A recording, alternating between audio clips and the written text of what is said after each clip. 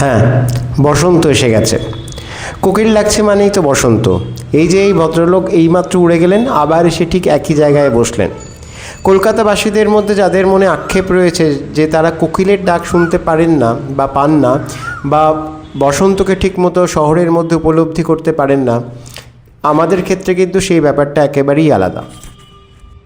আজ বৃহস্পতিবার, আশা করছি সবাই ভালো আছেন, সুস্থ আছেন এবং নিজেদেরকে আনন্দে রেখেছেন।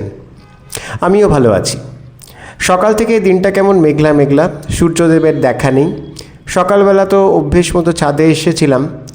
ছাদে এখন মরশুমি ফুল গাছরা আমাদের টাটা গুড বাই বলে যার যা নিজেদের দেশে চলে গেছে।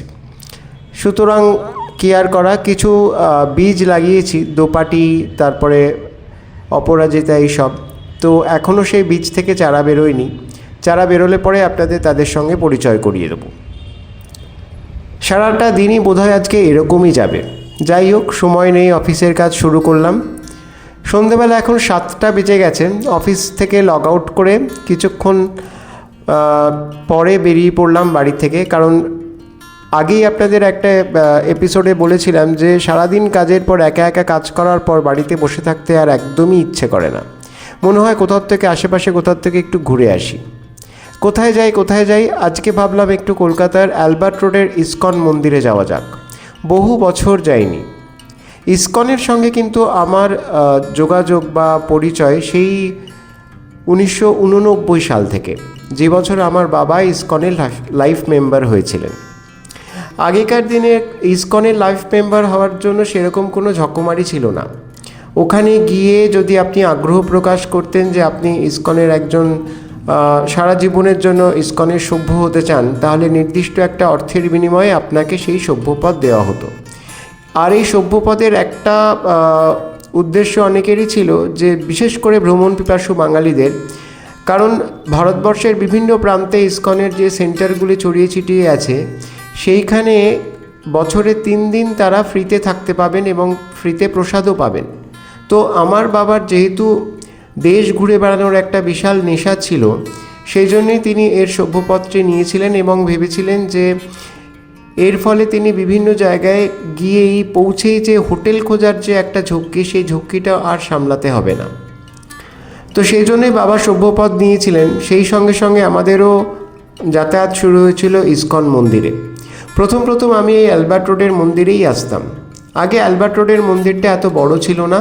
এই যে বাড়িটি দেখছেন, এই বাড়িটি ছিল পাশে ওই যে পরিস্কারহীন খসে যাওয়া যে বাড়িটা, সেই বাড়িটাই হচ্ছে এই বাড়িটার আসল রূপ। আমি যতদূর শুনেছি যে আচার্য শ্রীল প্রভুপাদ এই বাড়ি থেকেই কলকাতার বুকে ইসকনের প্রথম ধর্মপ্রচার আরম্ভ করেন এবং এইখান থেকেই সারা দেশে ইসকনের বিভিন্ন যে আউটলেট বা সংঘগুলো আছে সেগুলো ছড়িয়ে যায়। আজকের দিনের এই ঝাঁ চকচকে পরিবেশ দেখে সেদিনকার সেই ইসকনের ছবিটি কিন্তু একেবারেই মেলাতে পারবেন না।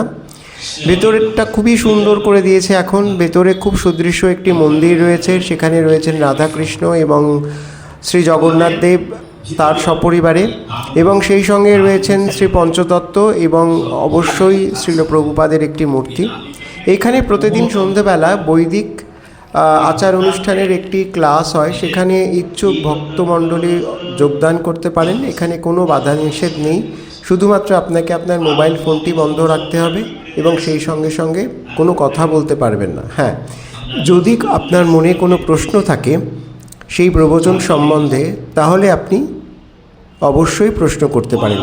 এই দেখুন, এই হচ্ছেন পঞ্চতত্ত্ব, রয়েছেন শ্রীল প্রভুপাদ, রয়েছেন ও পাশে রয়েছেন জগন্নাথ, বলভদ্র এবং মা সুভদ্রা, এবং অবশ্যই রাধাকৃষ্ণ এবং গৌরাঙ্গ মহাপ্রভু। আর এই হচ্ছে সেই ক্লাস। প্রতিদিন সন্ধেবেলায় এই ক্লাস হয়। সেই সঙ্গে সঙ্গে এখানে যারা যোগদান করেন তারা এখানকার যে প্রসাদ পাওয়া যায় সন্ধেবেলা, সেই প্রসাদও তারা নিতে পারেন। এই হচ্ছে সম্পূর্ণ মন্দিরটি। ইসকনে যে রথযাত্রা অনুষ্ঠিত হয়, সেই রথযাত্রা কিন্তু এই জগন্নাথ দেবকে সঙ্গে করেই হয়। অর্থাৎ এই জগন্নাথ দেবী রথে চাপেন এবং 7 দিন মন্দিরের বাইরে গিয়ে ভক্তদের দর্শন দেন। আমরা খানিকক্ষণ বসলাম মন্দিরে, তারপরে শয়ন আরতির আগে প্রভুকে ভোগ দেওয়া হবে, সেজন্য মন্দিরের দরজা বন্ধ হয়ে গেল। আমরাও মন্দির থেকে বেরোলাম। আমাদের এখানে যাওয়ার আরও একটি উদ্দেশ্য ছিল যে বাড়ির জগন্নাথ দেবের জন্য কিছু পোশাক আশাক কেনার, কিন্তু এখানে গিয়ে দেখলাম এখানকার যে স্টোরটি রয়েছে, যে সুভেনিয়ার স্টোরটি রয়েছে, স্টোরটি বেশ বড়। এখানে ইসকনের মায়াপুরের মতোই বিভিন্ন ধরনের ইসকনের নিজস্ব যে প্রোডাক্ট সেগুলি পাওয়া যাচ্ছে, কিন্তু দুর্ভাগ্যবশত আমাদের বাড়ির জগন্নাথ দেবের জন্য কোনো পোশাক ছিল না। ওনারা বললেন যে রথযাত্রার আগে সেই পোশাক পাওয়া যাবে। যাই হোক, কী আর করা যাবে, আমরা ভগবানকে প্রণাম জানিয়ে আমরা চললাম থিয়েটার রোডের উদ্দেশ্যে। থিয়েটার রোড ঠিক না, এটা ক্যামাক স্ট্রিটের বর্ধমান মার্কেটের সামনে চলে এলাম। আগে এই জায়গাটাতে আমরা প্রায়ই আসতাম, বিশেষ করে উইকেন্ডে। আর এখানে আসার অন্যতম একটা প্রধান আকর্ষণ ছিল এখানকার স্ট্রিট ফুড। এখানে বিভিন্ন ধরনের স্ট্রিট ফুড পাওয়া যায়, তার মধ্যে অন্যতম একটা আকর্ষণীয় স্ট্রিট ফুড হচ্ছে চিল্লা। আগেও আমি আপনাদের একটা এপিসোডে এই চিল্লার গল্প শুনিয়েছিলাম, কিন্তু এইখানে যে চিল্লাটা পাওয়া যায় তার টেস্ট কিন্তু একেবারে অথেন্টিক, ভীষণ সুন্দর খেতে। দামটা যদিও একটু বেশি, একটা চিল্লা 80 টাকা করে নিল, কিন্তু মাসে একদিন আপনি এটা অ্যাফোর্ড করতেই পারেন। আর এই একটা চিল্লা খেলে পরে মোটামুটি পেটটা ভরে যায়। বেশ সুন্দর পরিষ্কার পরিচ্ছন্নভাবে এনারা বানান এবং চিল্লার সঙ্গে 2 ধরনের চাটনিও দেন। আর এখানে এসে আমরা তো রীতিমতো প্রায় শাপলা খেতে পড়েছিলাম। বহুদিন বাদে মনে হচ্ছিল যেন একটা সব পেয়েছি রাজ্যে চলে এসেছি। আসলে মাঝে মাঝে কি বলুন তো, জীবনে এই ধরনের বৈচিত্র্যগুলো না আসলে বেঁচে থাকাটা বড্ড ফিকে হয়ে যায়। এই দেখুন কীরকম করে চিল্লাগুলো বানাচ্ছে। কিছুই না, একটা মুগ ডালের একটা ব্যাটার, তার মধ্যে পেঁয়াজ ধনেপাতা দিয়ে তৈরি করে দিচ্ছে, এবং সেই সঙ্গে সঙ্গে আমরা অনিয়ন চিল্লা নিয়েছিলাম, সেই জন্য এখানে পেঁয়াজ আর ধনেপাতা দিয়ে এটা বানাচ্ছে। আপনি ইচ্ছে করলে চিজ বা পনির চিল্লাও নিতে পারেন। তারপরে চলে এলাম চাট খেতে। এখানে চাটের দাম হচ্ছে 60 টাকা। আমরা 2 প্লেট চাট নিয়েছিলাম 3 জন, কারণ আমরা 3 জন এসেছিলাম, আমি, বুবু আর সুস্মিতা। আমরা 3 জনই এইসব স্ট্রিট ফুড খেতে ভীষণ পছন্দ করি, বিশেষ করে ভেজ স্ট্রিট ফুড। তারপরে খেলাম ডাল বড়া। 1 প্লেট ডাল বড়া 6টা পিস দেয়, এরও দাম 60 টাকা। আমরা এখানকার খাওয়া দাওয়ার পার্ট শেষ করলাম সোডা সিকঞ্জি দিয়ে। তারপর সেই চেনা রাস্তায় বাড়ির দিকে পা বাড়ালাম। কিন্তু আমার সঙ্গী 2 জন যে মহিলা, তাদের প্ল্যান কিছুটা অন্যরকমই ছিল। তাদের প্ল্যান ছিল একটু আইসক্রিম খাবেন তারা। কলকাতায় তো নতুন নতুন কাফে বা আইসক্রিম পার্লার অহরহ খুলছে, আবার বন্ধ হয়ে যাচ্ছে। এই যে আইসক্রিম পার্লারটি দেখছেন, এটি বিখ্যাত মিষ্টির দোকান বলরাম মল্লিক, রাধারমন মল্লিকেরই একটা নতুন সংযোজন।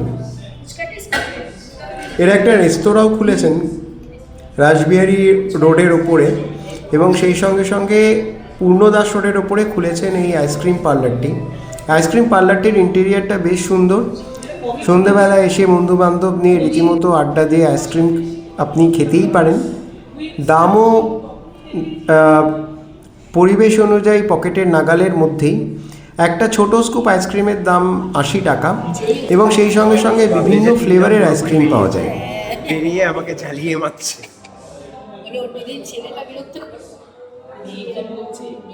আমরাও এখানে নিজেদের মধ্যে হাসি ঠাট্টায় ব্যস্ত হয়ে পড়েছিলাম। মনে হচ্ছিল এক ঝটকায় বয়সটা যেন অনেকখানি কমে গেছে। যাই হোক, এখানকার খাওয়া দাওয়ার পার্ট শেষ করলাম। এখানে বিভিন্ন ফ্লেভারের আইসক্রিম পাওয়া যায়, ফুচকা থেকে শুরু করে মশালা টি, সব রকম ফ্লেভারের আইসক্রিমই পাবেন, এবং আইসক্রিম দেওয়ার আগে এরা টেস্টও করিয়ে দিচ্ছেন।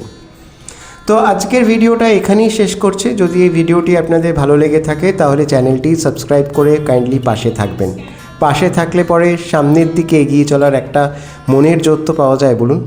সবাই ভালো থাকবেন, সুস্থ থাকবেন, এবং অবশ্যই নিজেদের আনন্দে রাখবেন।